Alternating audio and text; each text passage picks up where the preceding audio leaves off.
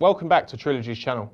Today we're talking about a really special piece, something that was a bit off-piste for Richard Mille, and that is the rose gold RM67.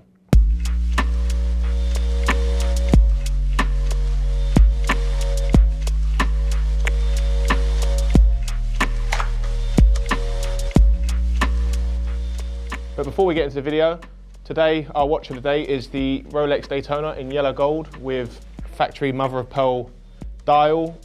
This is a truly stunning piece. This is the 116508 reference, which was released in 2016. It came out to replace the 116528, bringing a more up-to-date and sharper bezel, as you can see now, with the difference between this one and the blue dial that you can see on the screen. This one's for sale for $37,950, and I really think it's great value for money if you compare it to the green dial Daytona. That you'd be looking to spend 48 and up. They're getting harder and harder to get. There's a rumour they're going to be discontinued, but who knows? That's always been a collectible watch, especially since John Mayer's interview a while back. That really made the price jump and made it even more collectible. They're hard to get and they're making a huge premium. But personally, in terms of value for money, I think this has got to win hands down. It's mother of pearl with diamonds, all factory set, and no two mother of pearl dials will ever be exactly the same because of the way the mother of pearl dials are made. So I think in terms of collectability, maybe that one at the moment, but I think this is definitely a future classic, especially when people wise up to the fact that that is making 10 to 12K over, and this is much cheaper, and it's obviously just a better dial in terms of raw materials used. So the Richard Mille RM67 was a bit of a curveball that RM threw in back when they released it in 2016 at SIHH. RM, as we all know, is traditionally makes chunky tonneau shaped watches that are quite large. Typical, isn't it? Hello Trilogy.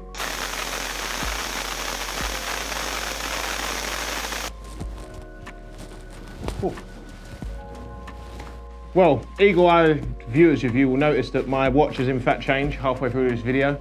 We don't have a continuity director, but as we was filming, that watch was so popular, customer came and purchased it straight away. So I've mixed it up with the Rolex Sky Dweller with the champagne batten dial, the newer release dial. We'll be doing a video about this next week, so stay tuned for that. So anyway, the Richard Mille, the RM67. This was a bit of an off-piste, a bit of a curveball. RM released it back in 2016 at SIHH.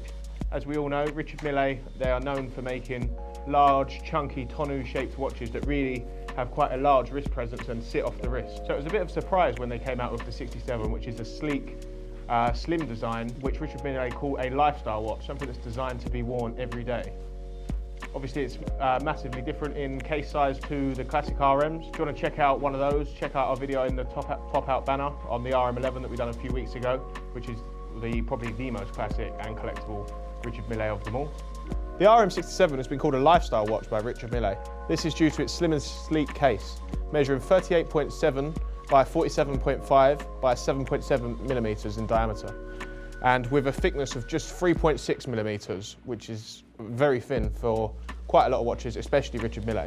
The classic RMs are fantastic watches, but I think if you were to wear them every day, the super chunky case may make it feel slightly uncomfortable.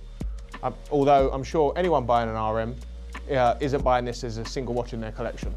The RM67 is what Richard Mille would call extra flat. It doesn't have a huge wrist presence like most of the other Richard Mille models, and it has the skeletonized dial, which has become a staple of Richard Mille. This is for two reasons.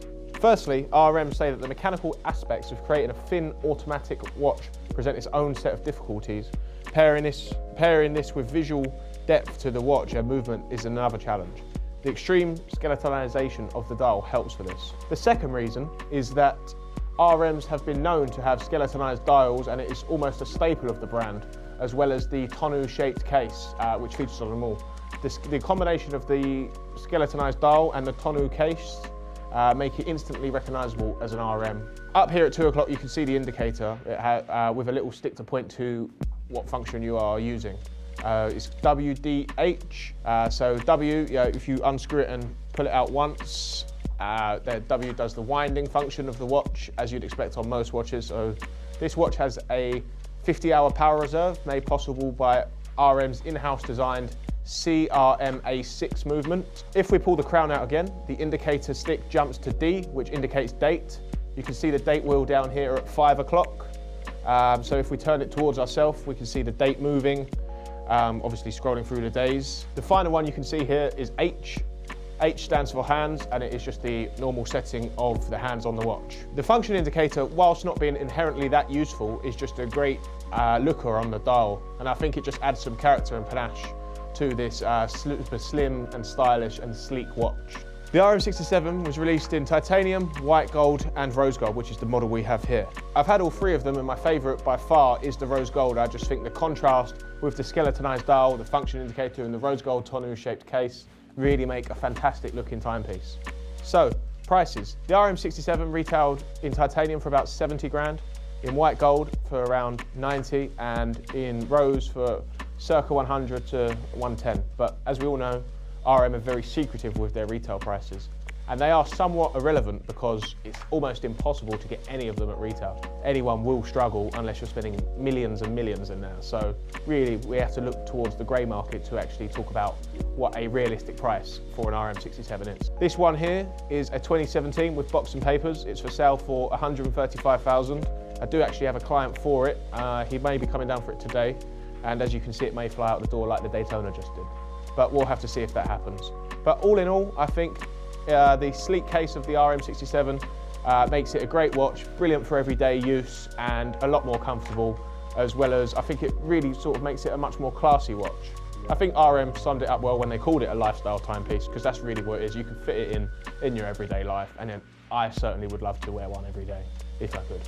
Comment below what you think about the RM67 in rose gold, or what your favourite Richard Mille is. Let's get a little debate going about that. Thanks for tuning back into our channel. My name is Frankie Mardell. Check back weekly for updates on the watch market and reviews on some of the hardest to procure timepieces on the market. Please like and share and subscribe to the channel. It really helps us out. Thanks a lot. Goodbye.